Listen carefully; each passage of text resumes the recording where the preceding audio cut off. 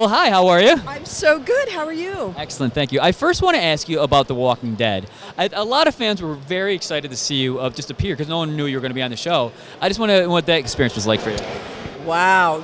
To be honest, I had never seen The Walking Dead when I was cast. So I, immediately had to binge watch, all of this 3 seasons worth. And, it's an incredible phenomenon, and it just like tapped into this nerve, this popular nerve, and it grabs you. It's really addicting, and everybody's fantastic. I mean, it's just such a welcoming, embracing family they've got down there, and they do such an amazing job. Now, did you know going into it? You were on for about 3 episodes, correct? Yes, I didn't know a thing. They are very secretive and very protective and very guarded with their property, and you just kind of have to like throw your hat in and hope it all goes well. I kept going. I'm sort of flying by the seat of my pants. I know I'm wearing a wig. Okay, I know that's about all I got on this one. So they sort of fill you in a need to know basis. Now you've had a really nice run on Ray Donovan. How can you tell me a little about that experience? Wow. So Ray Donovan has just been a really popular, well-received show. It's just wonderfully written. The talent on it is phenomenal, and what a great chance for me to work with Elliot Gould. I mean, what a legend and lovely man, and actually very close to my family. Yeah, he and my husband, oddly enough, knew each other many years ago, so reconnected, and he's really sort of taken my son kind of under his wing. My son's a baseball player, and Elliot is a big baseball fan, so has given him a lot of great books on baseball and stuff. So it's been really sweet. It's kind of like the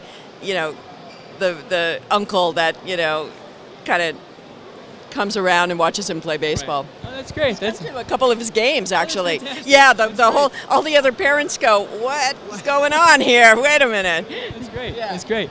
I have to ask you about Star Trek now. Your death in Star Trek it's fairly well documented and noted. You weren't all that happy at the time with how you were being used in the show. Were you at least happy with how they killed you off? Well, I understood the point they were trying to make, which was a very unprovoked death, so shocking in that it was so random. I think it was a little anticlimactic for the fans, though. The people kind of went, "What? Wait a minute! This is Tasha Yar. You can't. She's going to fight to her death." So.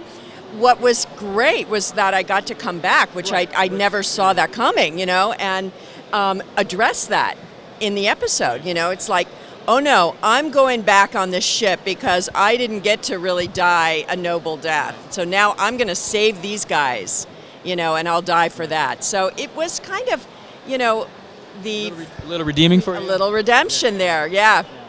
And you got to come back for the finale, which a lot of people were happy about. Well, and I got to come back as my own daughter, So, I mean, it just kept the layers. It actually turned out to be almost more iconic in a way for this character than perhaps if I'd stayed on. I was just, obviously really concerned that I was just going to, be stuck in this position going, aye, Captain, for over and over and over, and once in a while be sort of thrown a bone, and I thought, is this why I went to acting school? Was it hard? I mean, at that point though, I mean, it's a paid gig, it's a job, and there's a line I'm sure for you between whether you're satisfied with what they're giving you to work with versus you're getting a paying gig. Yeah, that's a really good point. There's times in your life when you can do that, and there's times that point in my life, I had no children, I had no mortgage. If you're going to make a move, you can do it then. Most people, that's not feasible. So, acting you're already, to choose to become an actor, you're already, living this kind of, edgy existence in a certain way. There's no reassurance. There's no sure thing anyway. So, and obviously when you're young like that, you can, you're ready to gamble. Right. Yeah. Do you keep up with the franchise at all now? I mean, in the sense of, Well, I know you've done some fan films and stuff, but are you keeping up with the current what Paramount's putting out right now in the theaters? I've watched only, to be honest, I've watched only a bit of the new Star Trek. What I saw, I thought was that, J.J. Abrams did an incredible job. Different, he took it to a different place, which I think that's what it needed if you were going to make movies. You can't just make a movie. You can't just take a TV show and blow it up. It's a whole different beast. Now they're going to come back to, Star Trek on TV, which personally I think that's where it belongs. Right. I can't agree with you more. Yeah, I really do. I think it's, it's a weekly adventure show, a little morality, morality tales that can be told, concisely in an episode. And, I think that's where it belongs. Well, my issue, and I don't want to get too geeky on you, is that the time frame in which Next Generation takes place, it exists. That's present-day Star Trek universe, and it's still out there. All the actors, yourself included, are still around and still play the parts. There's no reason to not utilize that. Everything they're doing are prequels or remakes, and Right. Well, I have no idea where they're going with the new Star Trek. the new one takes place prior to Next Generation. So right before Next Gen. Sometime between the two, yeah. Oh, yeah. okay. Well, see, you know more than me. Yeah, So that'll be, I don't know. Let's see what that looks like. I have to say, my wife, prior to us having children, was obsessed with naming our firstborn child Gage.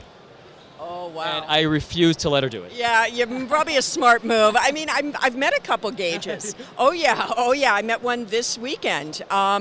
He seems pretty, he seems normal, kind of proud, wearing it proudly, I just know this is going to be the one time he's going to walk in the door. I'm like, I don't know. Yeah, I would keep him away from, scalpels and big trucks. Yeah. Well, thank you very much for talking to me. Pleasure.